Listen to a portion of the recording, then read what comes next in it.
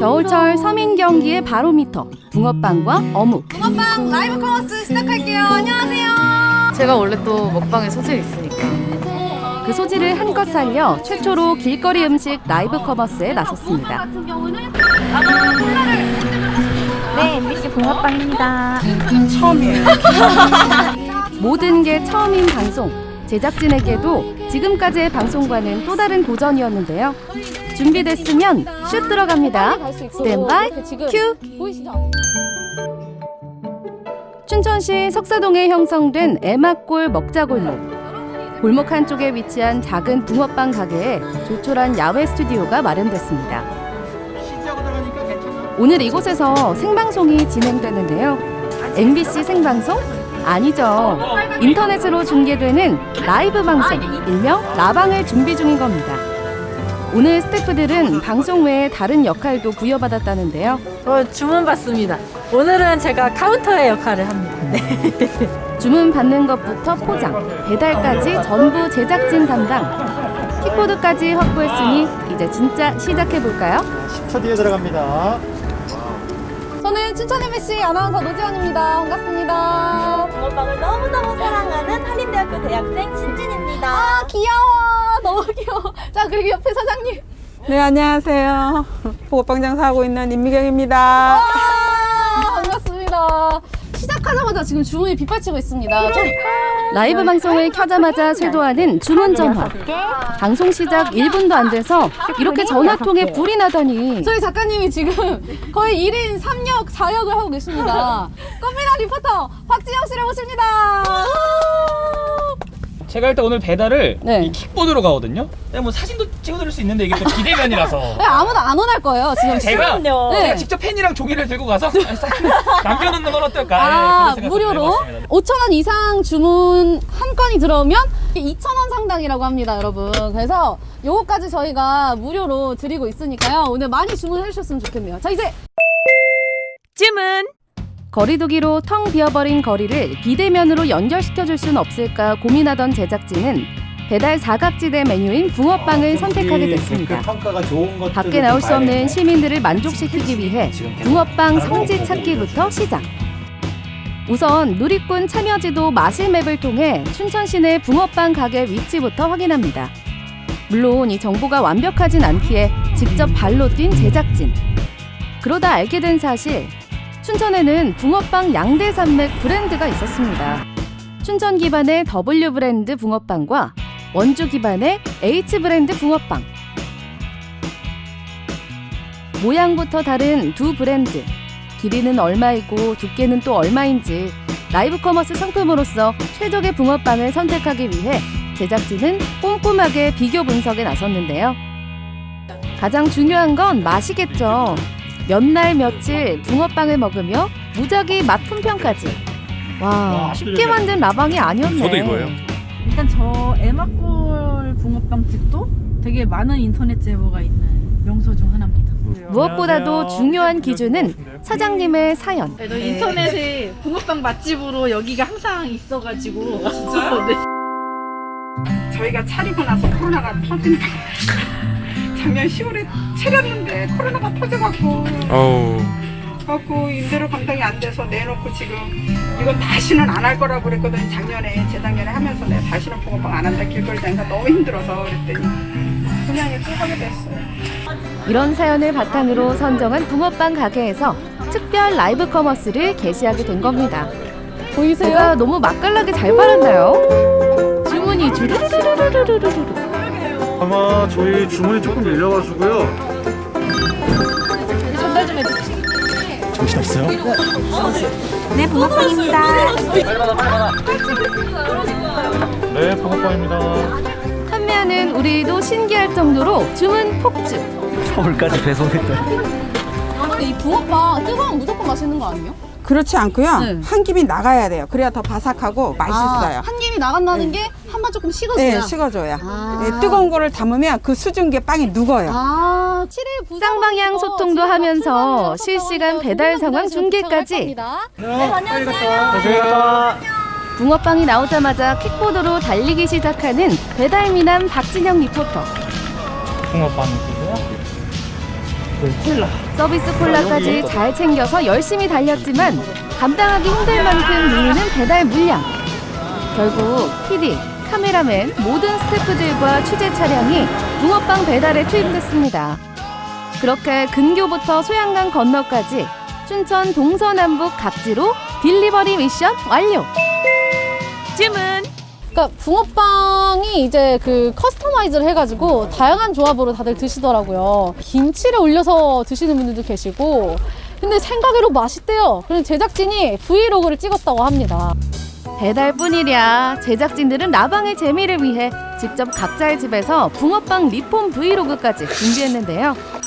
치즈김치, 매운 볶음면, 파김치, 크림치즈, 김까지 다들 집에서 시도해보세요. 저희가 처음에 붕어빵집 섭외를 다니고 이럴 때 정말로 다양한 사장님들 만났어요. 그때마다 정말로 이 시기가 힘들다라는 그런 이야기를 들어서 우리의 이 프로젝트가 조금 큰 도움이 됐으면 좋겠다 하는 마음이 들었고, 그런데 저희가 예상했던 것보다 훨씬 더 크게 흥해가지고 다음번에 한 번 더 할 수 있지 않을까. 되게 주문량이 많았고 정말 미친 듯이 전화통이 불탔는데 그 주문을 저희가 제대로 다 소화하지 못하고 원래 계획했던 2시간도 다 채우지 못하고 1시간밖에 제대로 못했어요. 제가 이제 입으로 다시 돌아왔는데 사장님 혼자서 아무래도 너무 역부족이어가지고 저희도 이렇게 어묵 작업에 참여를 하기로 했습니다. 저희가 실시간으로 어묵을 꽂으면서 주문도 받고 포장도 하도록 할게요. 끼고 또 돌리고 가운데 끼고 이런 식으로. 한이 저 어떻습니까? 첫 작품. 눈썰미가 있어요. 아주 잘하고 있어요. 잘했어요. 요즘 좀 어떠세요? 코로나 또 시국인데. 너무 안 돼요. 그러니까. 진짜 안 되는 정도가 아니라 거의 3분의 2는 떨어졌다고 봐야 돼요. 그래서 저희가 오늘 이런 걸 마련한 거예요, 사장님. 그러니까 얼마나 우리한테는 좋은지 몰라요. 재정비를 위해 잠시 방송을 끊었다가 다시 2부를 시작했더니 또다시 쏟아지는 주문. 진짜 불티난다, 불티나. 오, 배달료 없는 거 대박이에요, 나야나님. 지금 회사 차량들이 지금 여기 배달에 총동원돼 있습니다. 아마 MBC 벤이나 이런 쪽 그런 차들이 지금 나가서 배달을 아마 하실 예정입니다. 말씀드리는 순간 비보가 도착을 했네요. 우리 박진영 리포터가 제일 고전을 면치 못하고 있다는 그런 소식이 들립니다. 저기 있네요. 저 멀리 보이는 배달 실적 꼴찌의 실루엣. 마지막 배달에 갔다 왔는데요. 배터리가 다 떨어진 거예요. 딱 3건 배달하고 퍼져버린 박진영 리포터 회수. 진짜로 지금 사장님이랑 저희끼리만 해보려고 했었는데 주문이 지금 너무 폭주를 하는 바람에 맞아. 저희가 또 마냥 기다리게 해드릴 수는 없잖아요. 붕어빵은 지금 30분, 1시간 기다리실 수 없으니까 여기 지금 에마콜에 있는 이제 또 붕어빵 장사를 하고 계시는 분이랑 같이 상생을 하기 위해서 거기서도 지금 작업을 해서 바로바로 배송을 해드리고 있습니다. 이렇게 장사를 하시면서 이 정도로 바쁘신 적 있으셨나요? 처음이죠. 몇 년 동안에 이렇게 정말요? 바쁜지. 예. 이렇게 바쁘신지 어떠세요? 너무 좋아요. 진짜요? 근데 붕어빵으로 이렇게 또 방송을 타는 것도 참 처음이네요. 지금 매진박 밑에 떠있죠. 사실 예상한 시간은 훨씬 길었는데 이렇게 너무 1시간 장사가 반 만에 잘 돼가지고. 되니까 자, 마시는 순간 주문 나갑니다. 붕어빵을 전국 최초로 온라인 커머스로 이렇게 성황리에 마치게 됐습니다. 바쁘기는 했는데 힘은 들지만 너무 좋았어요. 너무 좋았고 이게 계속 활성화가 됐으면 좋겠어요. 서민들에게 그 어느 때보다 힘겨운 이 겨울. 어려움을 함께 극복하고자 했던 붕어빵 라이브 커머스를 통해 우리는 수많은 시민들의 따뜻한 마음을 느낄 수 있었습니다. 거리를 두고 있어도 마음만은 한마음. 우리는 이 위기를 꼭 이겨낼 수 있습니다. 오늘 하루도 모두 힘내세요.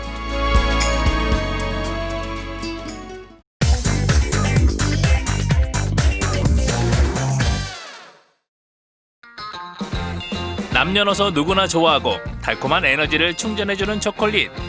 카카오를 직접 발효 숙성하고 콩과 복숭아 등 지역 농산물을 넣어 품질 좋은 초콜릿을 만드는 곳이 있습니다. 정직한 먹거리를 꿈꾸는 기업인데요. 초콜릿 하면 보통 외국이잖아요. 나도 싫다. 우리 국산의 원재료가 얼마나 좋은 게 많은데 그래서 카카오 플러스 국내산 농작물이나 농식품을 활용해서 뭔가 새로운 제품을 한번 만들고자. 체험객들은 초콜릿을 만들며 초콜릿의 오해와 진실을 알아가게 되는데요. 세종시의 대표 상품을 꿈꾸는 달콤한 초콜릿. 지금 만나봅니다.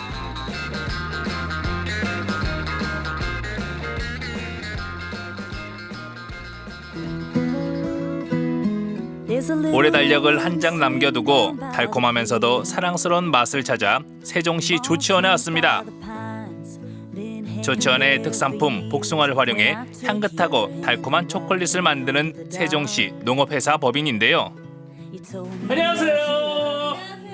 이제 날씨도 많이 쌀쌀해지고 달달한 것이 생각나는 계절이 왔잖아요. 네. 그래서 찾아왔습니다. 잘 찾아오셨습니다. 여기 달달한 게 뭐가 있죠? 여기는 초콜릿이 있습니다. 야, 그러고 보니까 이 콧 속으로 쏙 들어오는 달콤한 향기, 초콜릿 향기. 네. 오, 초콜릿을 뭐 하는 곳이에요? 여기는 초콜릿 제조 공장입니다. 초콜릿을 여기서 직접 만들어요? 네. 어디서요? 요 보시면 여기 안쪽에서 저희 대표님이 작업을 하고 계십니다. 아, 이 안이 초콜릿 공장이네요. 네. 초콜릿을 만나기 전 일단 깨끗한 위생복으로 갈아입어야겠죠? 어떻습니까? 머리카락 하나 빠져나오지 못하게 착장 완료! 대표님! 안녕하세요. 안녕하세요. 초콜릿 만드신다고 해서 들어왔어요. 아니 왜 자꾸 이쪽으로 가시는 거예요? 초콜릿 구경하고 싶다면서요. 아, 초콜릿이 어디 있어요? 초콜릿 여기 있죠. 여기 있죠. 이거 보셨나요? 이거는 네. 아몬드 아니에요? 그러게요. 아몬드 같이 생겼는데요. 얘가 카카오라는 건데요. 이 카카오가 초콜릿의 원래 주 원료예요. 그러니까 보통은 이 카카오로 초콜릿을 만드는다는 것을 네, 모르시는 분들이 조금 계시거든요. 근데 이게 주 원료예요. 초콜릿의 주 원료. 야, 초콜릿을 만드는 주 원료, 이게 바로 카카오 열매입니다. 카카오 나무 열매 속에는 단단한 껍질로 쌓여진 아몬드 모양의 씨앗이 있는데요. 이게 바로 카카오입니다. 발효와 로스팅을 거친 카카오는 초콜릿의 향과 맛을 결정하기 때문에 장금자 대표는 카카오 콩을 직접 발효 숙성해 로스팅을 하고 있습니다. 맛 좋은 초콜릿을 만들기 위해서는 과정이 중요한 만큼 자신만의 노하우로 만든다는 장금자 대표. 이제 로스팅이 끝난 거예요? 네, 얘는 로스팅이 끝난 상태예요. 그러니까 로스팅이 안 돼 있는 거하고 별 차이가 없으시잖아요. 네. 네. 그런데 차이가 나는 건 얘가 팽팽해져요. 네. 팽팽해져서 얘는 잘 안 까지잖아요. 네. 한번 보세요. 네. 네, 안 까져요. 네. 그런데 얘는 잘 까져요. 아, 땅콩처럼? 그렇죠. 네.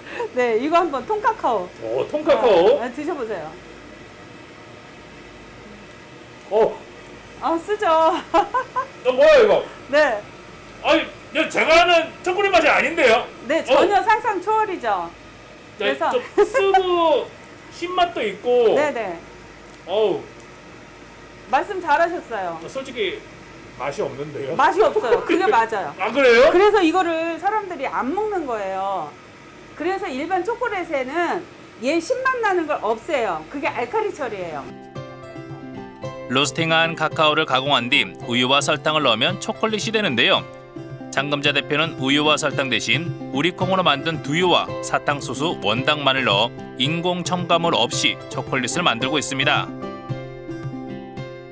뭐가 들어간 거예요? 여기에는 순식물성 카카오 버터, 네. 네, 학명 코코아, 테오브로마 코코아라고 하는데 코코아 버터가 들어가고요.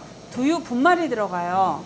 그리고 여기에다가 유기농 사탕수수 딱 3가지만 들어가요. 거기에 뭐 소금을 첨가한다든지 뭐 어떤 향이 들어간다든지 그런 거 잡다한 거 전혀 안 들어가요. 그 이유 중에 하나가 뭐냐면 이 순수한 맛을 그냥 느끼시면 이 안에 찬맛이 있어요. 찬맛이 뭔지 아시죠?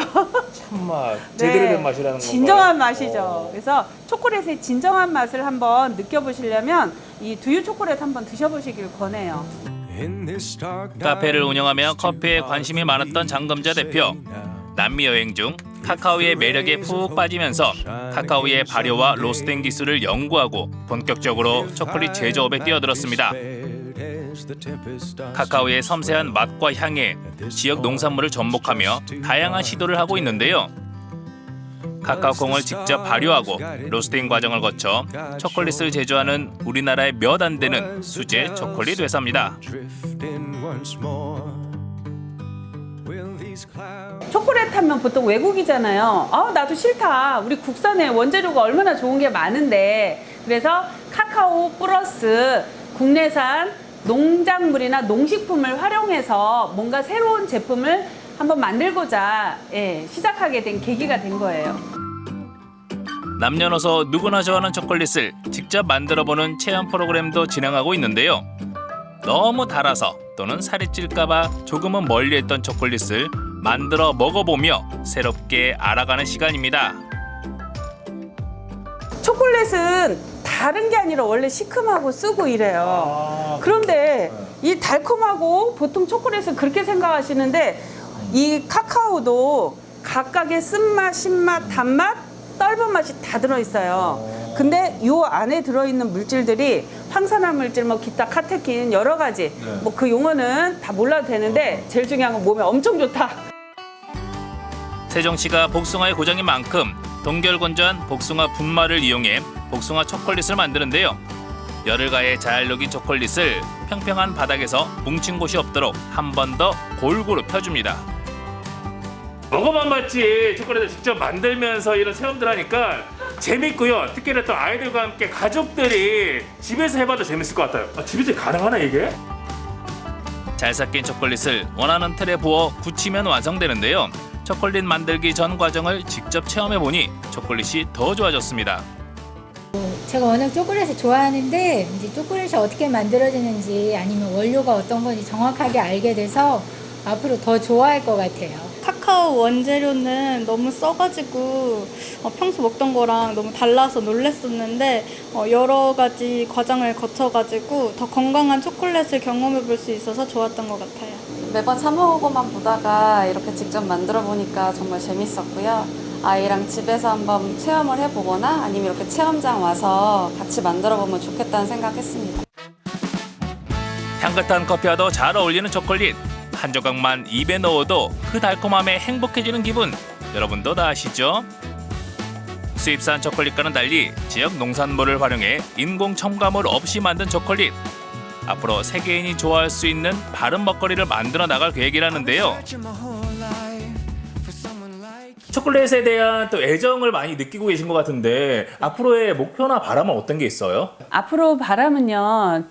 세종시의 대표 브랜드를 만들기 위해서 지역 농산물인 그 조치원 복숭아와 카카오 농장을 만들어서 6차 산업에 도전을 하고자 합니다. 저희 멘토이자 저희 하나뿐인 엄마를 옆에서 도와서 제가 이제 인테리어 전공을 했었거든요.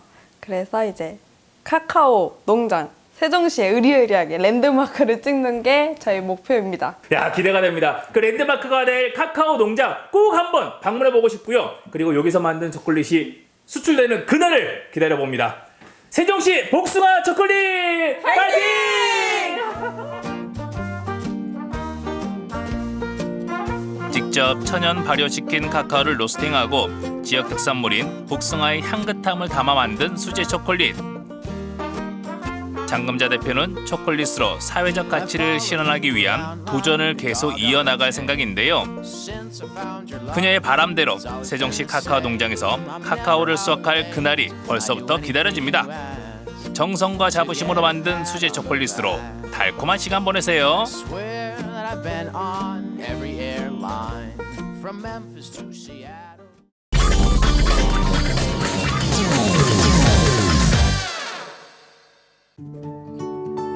도심을 조금만 벗어나면 아늑한 산 아래 논밭을 마주하며 살아가는 마을이 있습니다. 몇 해 전 이곳에 3층 같아 보이는 1층 집을 지은 부부가 있다는데요. 이 집에는 어떤 이야기가 담겨 있을까요?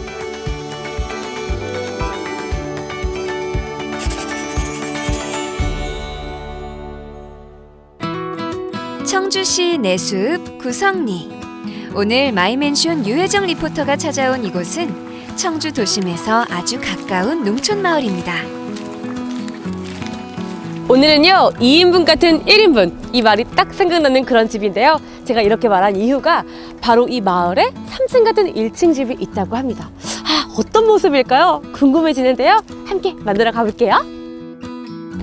마중 나와 계시네. 안녕하세요. 마이맨션입니다. 네, 안녕하세요. 반갑습니다. 어서 오십시오. 환하게 반겨주는 분들은 조만기, 서순만 씨 부부입니다. 옹기종기 30여 가구가 정답게 모여 사는 마을. 조만기 씨 부부는 6년 전 이 마을에 집을 지었답니다.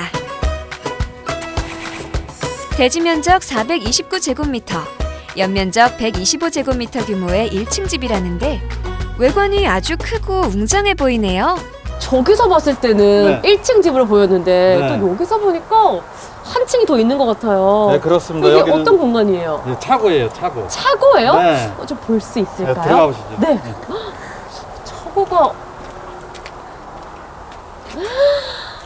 우와, 차고가 정말 넓은데요? 네. 와. 우와, 집을 지으면서 1순위로 만들었다는 차고가 으리으리합니다. 체육 공간으로도 사용하시나 보네요. 차 몇 대 정도 들어가요? 네, 차가 주차할 수 있는 네. 공간 아마 한 5대 정도는 넉넉하게 될 수 있습니다. 와, 진짜 많이 들어온다. 근데 왜 이렇게 넓게 설계하신 거예요, 차고를? 넓게 하고 싶었던 목적은 아니었고요. 네네. 도심에 살 때는 이제 퇴근하고서 집에 들어오게 되면 네. 주차를 하려면 이 골목 저 골목 다니면서 어려운 점이 많았습니다. 그래서 맞아요. 이제 내가 계획을 할 때에는 차고는 1순위로다가 좀 넉넉하게 좀 확보를 하자 그런 생각을 가지고 집을 지었습니다. 맞아요. 저도 아파트 사는데 늦게 들어가면 주차할 데가 없어. 얼마나 맞아요. 스트레스인지 몰라요. 네, 그래요. 근데 혹시라도 이제 손님이 오면은 뭐 주차 공간 확보가 확 되니까 네. 네, 그런 점이 좋지요. 아, 근데 이렇게 좀 넓은 차고를 이렇게 두셨으면 건축비는 조금 더 올라갔을 것 같은데요. 네. 이게 인테리어비만 빼고 한 네. 층이 올라간 거기 때문에 그만큼 건축비도 더 올라갔죠. 아, 건축비는 들었지만 생활의 편리함은 더 아, 올라간 그렇죠. 거. 예, 아, 그렇게 된 거죠? 예. 큰 집의 난방은 장작과 기름 겸용. 그런데 어떤 애에는 이 장작만으로도 겨울을 거뜬히 나셨다네요. 어머, 트리도 너무 귀엽게 해놓으셨는데. 아. 어머, 이게 계단이 돼 있구나. 네. 아, 오, 여기 계단 올라오니까 마당 보이네요. 네, 여기가 마당입니다. 우와, 멋지다. 주차장은 계단으로 이어지는데요. 계단을 올라가면 넓은 정원이 나옵니다. 사철, 꽃과 나무를 볼 수 있는 예쁜 정원을 갖는 것이 아내 순남 씨의 로망이었다고 하네요.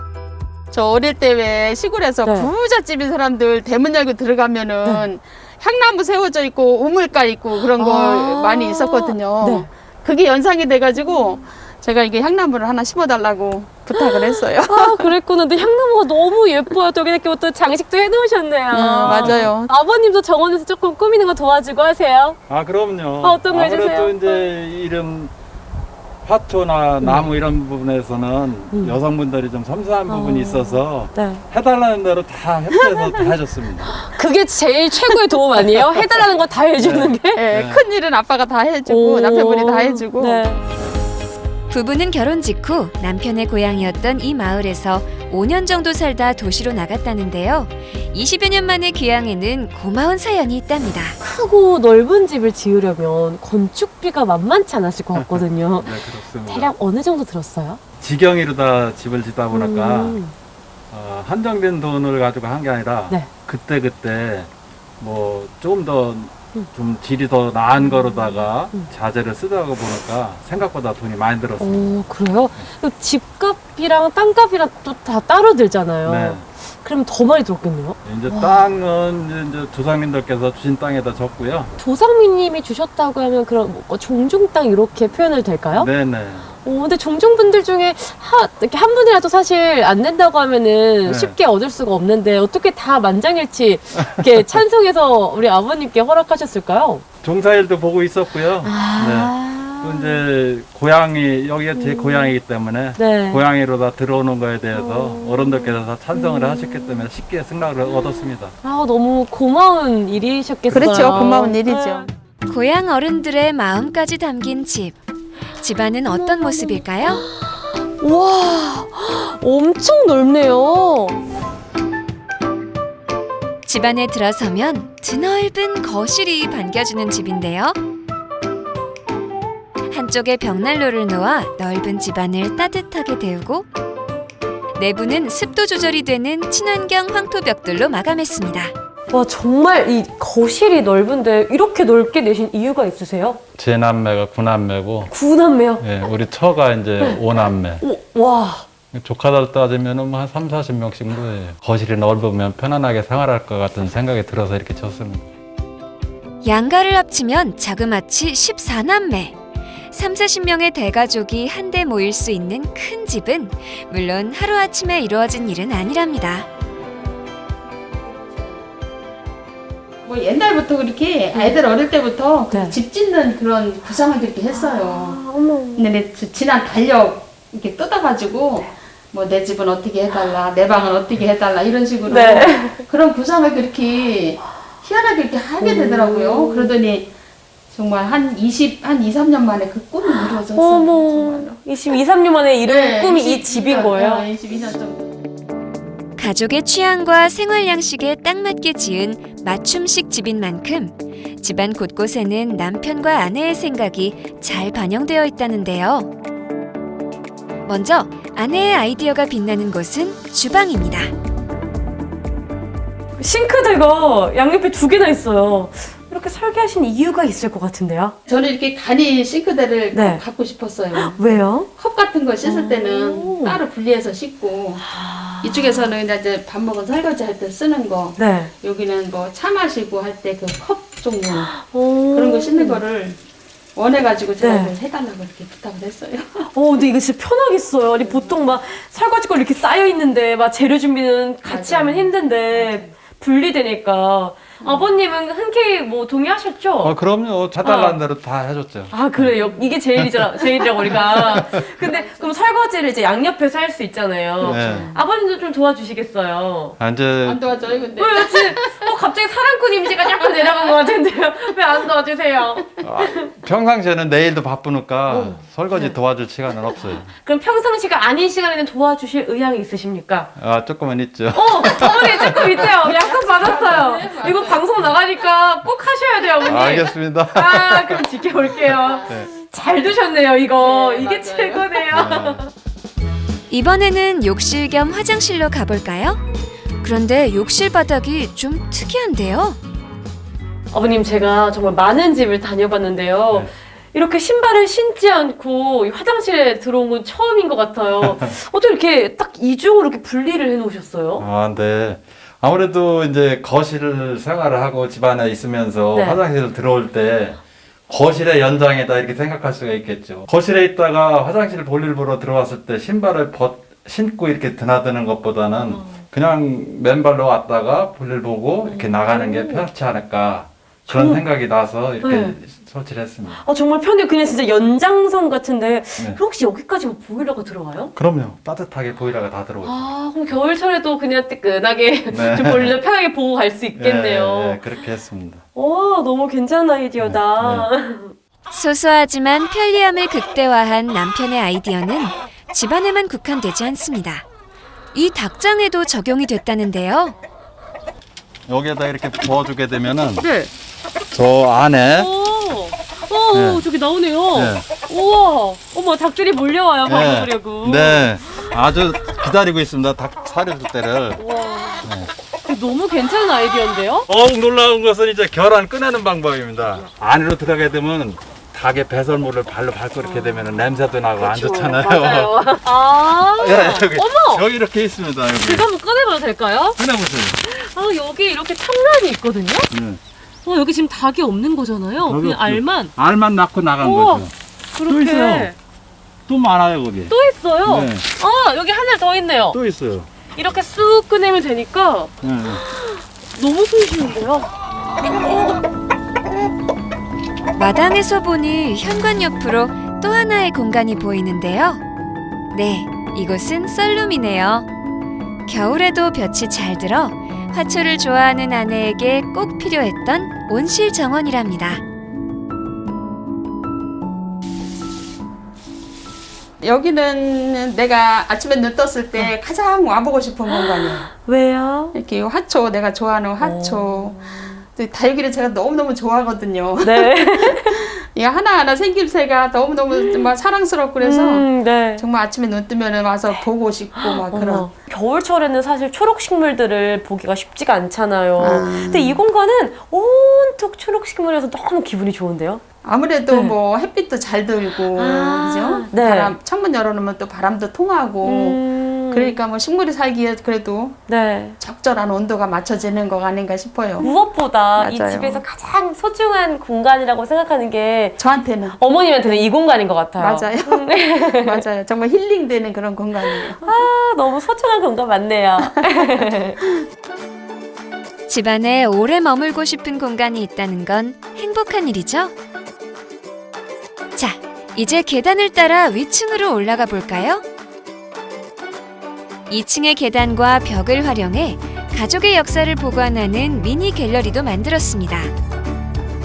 아들, 딸이 성장해 집을 떠났어도 이곳을 보면 언제나 함께하는 기분이 드는 추억의 공간이랍니다. 계단을 따라 위로 더 올라가면 아늑한 다락방이 나옵니다. 전에 아들이 사용하던 공간이라고 하네요. 전 다락방 오면은 괜히 마음이 푸근해지더라고요. 근데 보니까 그 일반 다락방 같지 않게 이렇게 지붕이 각이 좀 독특해요. 보통 그냥 이렇게 한쪽으로만 돼 있거나 이런데요. 왜 이런 모양이 된 거예요? 아무래도 집을 좀 시골에 지으면서 아름다움을 찾고자 이제 생각하다가 건축가하고 상의를 해서 집 모양을 내는데 어땠으면 좋겠느냐고 했더니 권해서 해보니까 좋습니다. 그러면은 이게 원래 지붕 모양이 그대로 여기에도 표현이 된 거예요? 그렇죠. 바깥에도 이 모양이 그대로 나와 있는 거예요. 아, 그러면 이렇게 더 꺾으셨다는 건가, 지붕을? 네.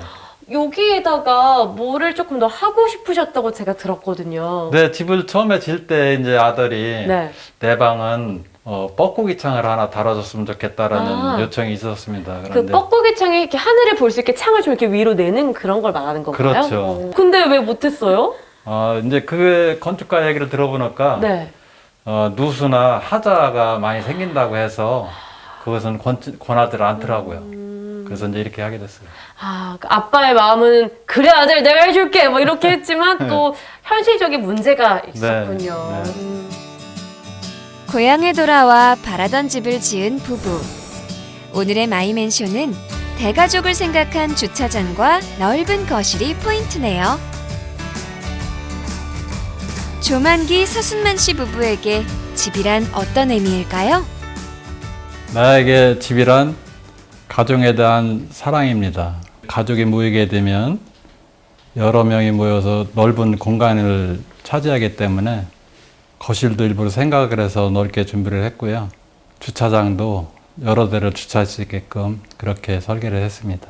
그래서 나에게 집이란 가족에 대한 사랑입니다. 나에게 집이란 나입니다. 나를 가꾸듯이 집도 잘 가꿔야지 예쁜 집에서 행복하게 오래 살 수 있으니까요. 그래서 나에게 집이란 나입니다. 살고 싶은 집의 그림을 열심히 그렸더니 현실이 됐습니다. 세상이란 눈비를 피할 수 있고 다시금 힘과 용기를 얻을 수 있는 가장 따뜻한 둥지. 지금 여러분이 그리는 집은 어떤 집인가요? 넓은 차고가 있는 3층 같은 1층 집 마이 맨션.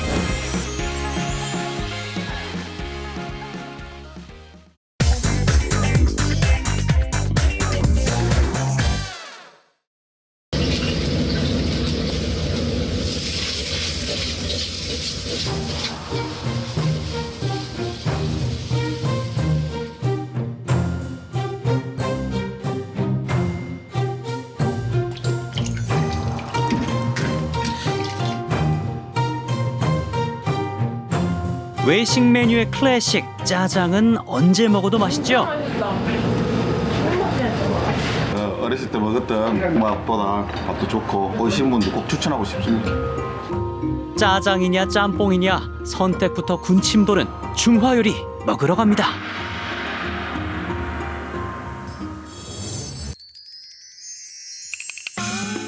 여유로운 하동에서 맛볼 음식, 인심 좋은 금오산처럼 푸짐한데요.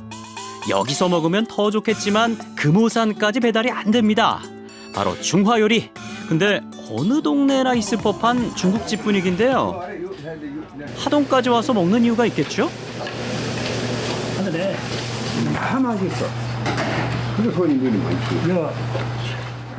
단골이라서 하는 말이 아닙니다. 먹고 빠지는 센스에도 언제나 만석. 현지인 맛집에서 옆 동네까지 소문났다는데요. 중국집 하면 쫄깃한 면 요리인데 이 집은 다른 게 더 유명합니다.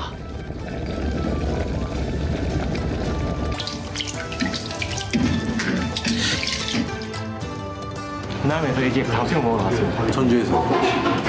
여수요. 이 중화비빔밥이 다른 중국집에서도 안 팔고 특별해가지고 왔어요. 소문 듣고 4시간을 달려왔어요. 이 맛을 보려고. 짬뽕 하나, 그다음에 짬비, 비빔밥 하나.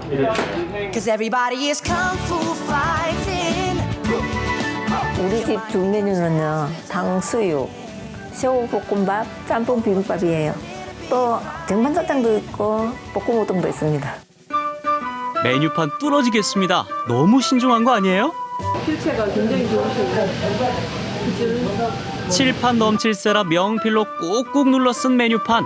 그중 시선을 사로잡는 짬비. 짬비는 짬뽕 비빔밥 줄임말이에요. 짬뽕을 비빈다고요? 남들이 다 종합비빔밥이라고 하대요. 이름부터 입에 착착 붙는 짬비. 해물도 아낌없이 넣는 게 비법인데요. 짬비는 홍합도 들어가고 반지락도 들어가고 새우도 들어가고 돼지고기도 들어가고 짬뽕 재료를 넣고 야채를 넣어가지고 볶아가지고 맛을 내는 거예요. 순수하게 짬뽕 비빔밥이라고 말할 수 있는 거죠. 비빔밥이지만 짬뽕 비빔밥이니까 고추장 대신 고춧가루 넣고 신속하게 볶아줍니다. 짬뽕 짜장보다 인기 좋다는 짬비. 사실 흑역사를 갖고 있는데요.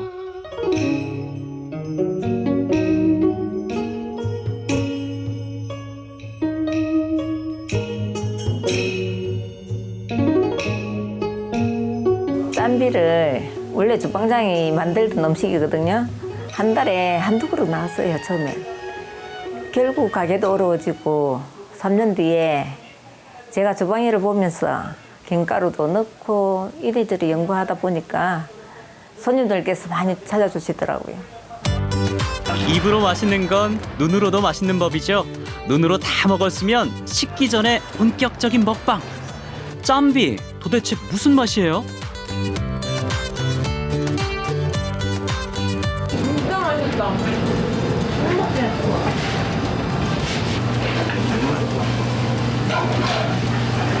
오늘 김가루랑 얹어져 있으면서 평범하게 보이지만 먹어보니까 되게 매콤하고 부드럽고 맵지 않고 되게 독특한 되게 맛있었어요. 짬비의 자리를 노리고 있는 또 다른 메뉴. 이건 새우 비빔밥인가요? 밥만큼 새우가 많이 들어가서 유명한 새우볶음밥.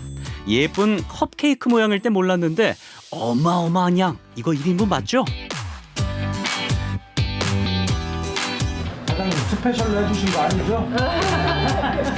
셀 수가 없네. 너무 많아서 셀 수가 없는데 그걸. 정은 넘칠수록 좋다지만 많아도 정말 많은 새우. 도대체 얼마나 들어가는지 확인해봐야겠습니다. 손님들이 새우가 너무 많이 들어간다고 하더라고요. 그래서 새우 보니까 한 30마리 정도 들어가더라고요. 많이 들어가면 맛있으니까 내 힘으로 하니까 주방장이 없이 내 힘으로 하니까 많이 주는 편이죠. 벌써 17년 차 셰프 호남 씨. 중식에 쓰는 프라이팬 무게가 보통 3kg. 와, 힘들지 않으세요? 처음에는 힘들었는데 지금은 힘들진 않아요. 너무 힘들었어요. 팔목도 아프고 어깨도 아프고 밤에 자기가 힘들었죠. 근데 지금은 노하우가 생겨가 잘 돼요. 얼추 100년 된 건물에 중국집이 들어선 건 20년 전. 그때부터 지금까지 배달도 직접, 주문도 장부에 손수 받는데요.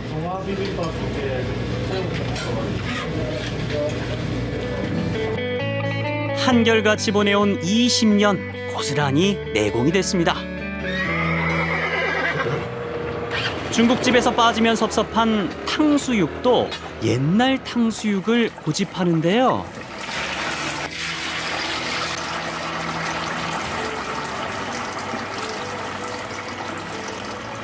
탕수육은 옛날 방식 그대로 만듭니다. 비법이랄 건 없고 그냥 반쯤 익었을 때 톡톡 두드려주는 게 비법인 것 같아요. 이렇게 때려주면 안에 고기도 부드러워지고 끝도 바삭해요.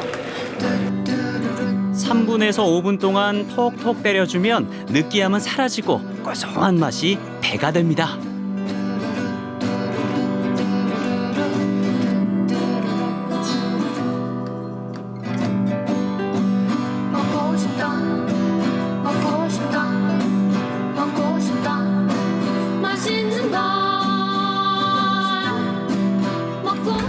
탕수육을 씹으면 보통 기름을 씹히는 것이 많은데 기름을 씹히고 바삭바삭한 게 약간 찹쌀 탕수육 먹는 느낌도 들면서 바삭바삭하니까 더 맛있는 것 같습니다. 인기 메뉴, 옛날 메뉴도 좋지만 중국집 하면 짜장면 아닙니까? 그냥 짜장, 간짜장, 종류도 다양한 짜장. 이 집 대표는 쟁반짜장입니다. 꼴뚜기, 새우 포함 무려 5가지 해물이 듬뿍 들어가는데요.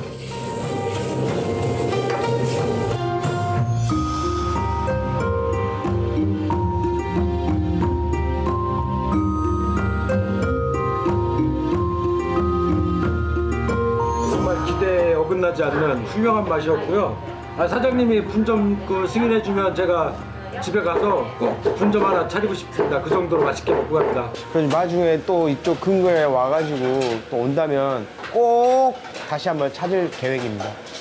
정말 맛있었습니다. 예, 못 드시고 가신 분들 정말 죄송하고요. 다음에 오시면은 더 맛있는 음식으로 보답하겠습니다. 찾아줘서 고맙고요. 다음에 오시면 더 맛있는 음식으로 대접하겠습니다. 감사합니다. 맛있는 건 점점 많아지지만 언제나 가깝고 정겨운 우리 동네 중국집은 영원하겠죠? 뭐 먹을지 고민되면 탕수육에 짬뽕 비빔밥 어떠세요?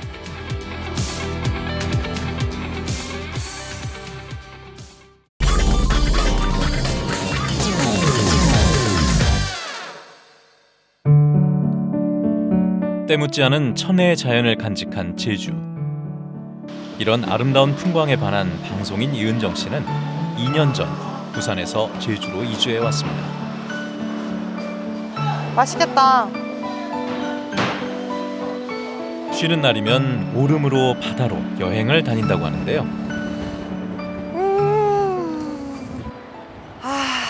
진짜 좋다. 근데 저는요, 진짜 제주에 와서 제일 좋았던 거는 정말 바다였던 것 같아요. 그러니까 업무에 지치고 막 일상에 지쳤어도 바다만 보면, 제주의 그 푸른 바다만 보면은 마음이 다 녹아지는 것 같더라고요. 오늘 은정 씨는 특별한 곳으로 여행을 떠납니다. 로봇이 안내를 하는 박물관, CCTV로 더욱 안전한 올레길, 그리고 자율주행차를 만나는 인공지능의 세계로 함께 가보시죠.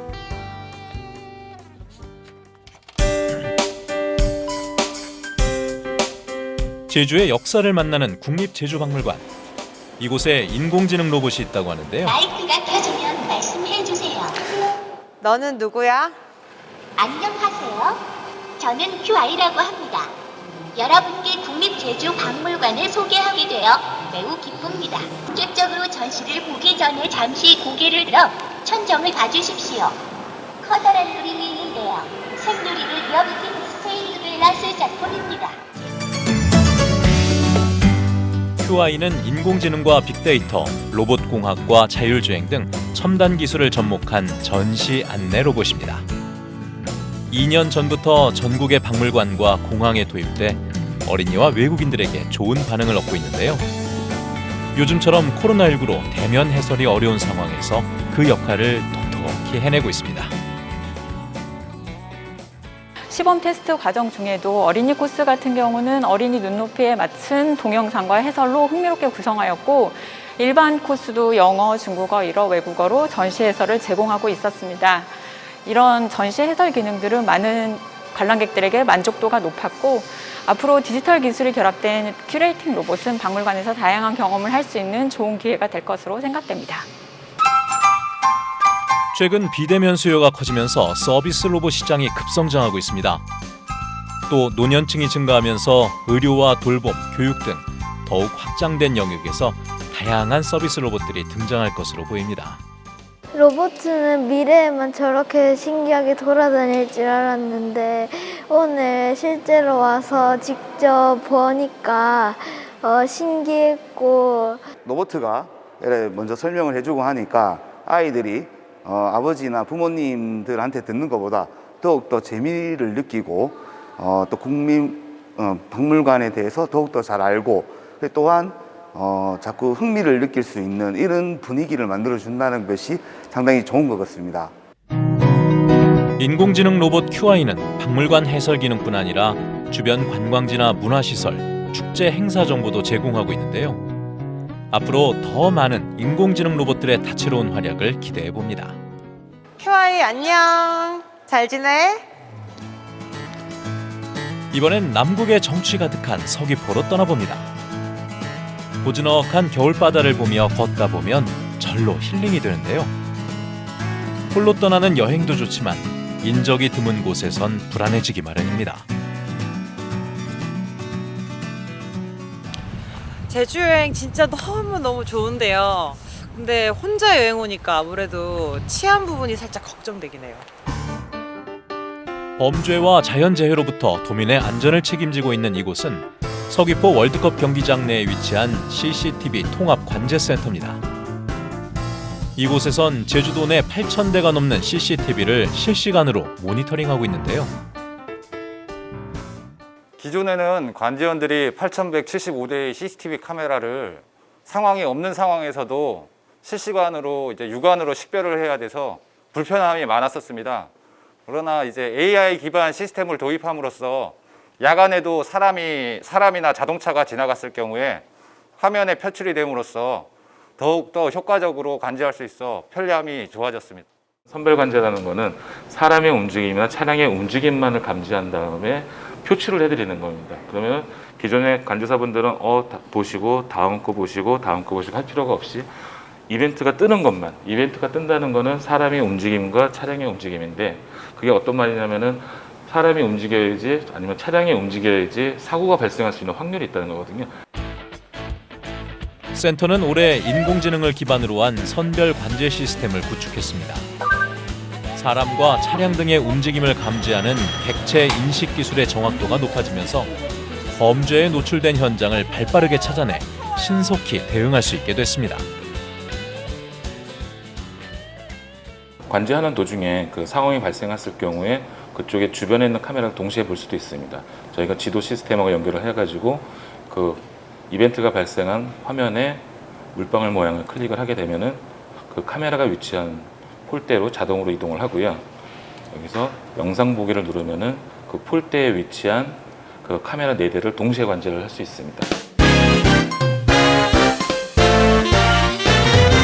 해마다 제주에서 열리는 전기 자동차 엑스포. 올해는 코로나19로 3차례나 연기된 끝에 드라이브스루 방식의 홍보관과 화상 글로벌 컨퍼런스를 여는 등 비대면 기술을 활용해 진행됐습니다. 이번 전시회에는 자율주행, 신재생 에너지 등과 관련된 150개가 넘는 기업들이 참여했는데요. 도심 항공과 자율주행과 같은 미래 기술을 논의하는 자리도 마련됐습니다. 이제는 앞으로 5년, 10년 뒤에는 제주에는 하늘을 나는 이모빌리티가 또 자율주행 그런 시대가 와서 이제는 노약자들이나 장애우들이 제주도는 말 그대로 파라다이스 그런 희망찬 제주가 되지 않겠는가. 인공지능이 날로 발전하면서 자율주행에 관한 연구도 빠르게 진행이 되고 있는데요. 제주 첨단 과학기술단지에서는 국내 기술의 자율주행차 실증 테스트가 진행됐습니다. 라이다라고 하는 이제 3차원 입체 영상을 파악할 수 있는 센서와 레이더라고 하는 2차원 영상을 파악할 수 있는 센서가 탑재가 됩니다. 그리고 GPS가 기본적으로 그 차 차량의 위치를 파악하기 위해서 탑재가 되고요. 그 외에 여러 가지 센서들을 통해서 차량의 위치와 방향과 속도 이런 것들을 감지하게 돼서 운행을 하게 되는 거고요. 자율주행 실증 코스는 제주국제대학교를 출발해 인근 아파트 단지와 제주대학교를 거쳐 출발지로 돌아오는 8.5km 거리의 구간입니다. 태풍과 비바람 같은 환경과 시시각각 바뀌는 도로에 대한 정보를 모으기 위해 이런 실증 테스트를 여러 번 거치게 되는데요. 1차 구간은 굉장히 짧은 8km 정도 구간이고요, 왕복. 2차 구간 내년에 좀 더 확장할 부분은 저 밑에 있는 아라지구까지 포함해서 약 한 20km 가까이 되는 구간을 이제 그 자율주행 운행을 할 수 있도록 준비를 하고 있습니다. 자율주행차는 카메라 정보를 통해 전방의 차량과 차선을 감지하고 다양한 교통 표지판과 보행자를 인식합니다. 더 나아가 어두운 밤이나 눈비가 내리는 기상 환경에서도 높은 정확도로 사물을 인식할 수 있는 기술을 발전시켜가고 있는데요. 노면의 빅데이터를 수집하고 분석해 노면 데이터를 만들면 사고율도 줄일 수 있다고 합니다. 이런 대중교통 소외 지역에 이런 자율주행 셔틀이 하나의 대안이 될 수 있다고 저희는 보고 있습니다. 그래서 제주도와 협력하여 국토부에 자율주행 시범 운행 지구 신청을 한 상태입니다. 저희 단지 일대가 시범 운행 지구로 지정이 되면 기업들이 기술 상용화를 실현해서 더 많은 매출이 발생하고 또 더 많은 투자와 함께 인력 채용도 많이 늘어날 것으로 저희는 기대하고 있습니다. 먼 미래의 일로 여겨졌던 생활 밀착형 로봇이 어느새 일상으로 성큼 다가왔습니다. 앞으로 인공지능이라는 신기술은 우리의 삶을 더욱 편리하게 하고 더 많은 복지 실현을 가능하게 할 것입니다.